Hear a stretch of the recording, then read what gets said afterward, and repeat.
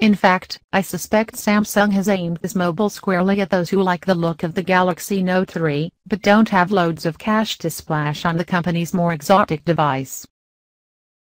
Around the back of the Grand 2 you'll find the plastic leather effect and pretend stitching that we first saw on the third Note, for example. While the phone's large size should appeal to those who long to possess plenty of screen real estate, the display's resolution isn't as high as that of the Note 3. However, the Grand 2 packs a 1280 x 720 pixel count, which is a decent resolution, but not quite as pin-sharp as the 1080p screens you'll find on the most high-end of mobiles. That said, I found the Grand 2's display perfectly easy on the eye. It's very bright and colorful, with movies and photos firing out of the screen with a pleasing punch. Samsung is really good at making phone displays, and the Grand 2's is just as vivid as we've come to expect. Quad-core power. The Grand 2 has a quad-core processor, clocked at 1.2 GHz.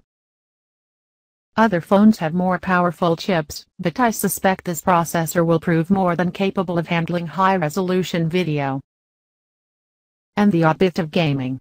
Gliding through menus and home screens feels very slick, and I didn't notice any lag or stutter. On the back of the Grand 2 there's an 8-megapixel camera. Sensor resolution alone is rarely a good indicator of a camera's power to capture great images. So stay tuned for the full review to find out what kind of photos the Grand 2 can produce. One thing we do know, however, is that Samsung has loaded this phone with its usual assortment of camera modes, including the oddly named Beauty Face, which ruthlessly smooths away any imperfections the camera perceives on your already lovely, I'm sure, face. Best Face, Best Photo, and Continuous Shot are also on board. Speaking of overwhelming varieties of software, the Grand 2 is also packed with Samsung apps, including Story Album, S-Translator, S-Travel, Samsung Hub, and Samsung Link.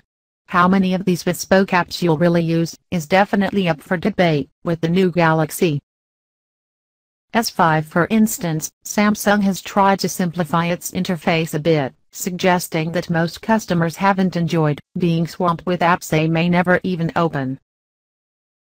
Number 4G, but dual SIM. One definite downside to the Galaxy Grand 2 is that there's no LTE support, so you'll be relegated to 3G speeds when it comes to mobile data and downloads. On the plus side, there's dual SIM support for those who regularly need access to two different SIM cards.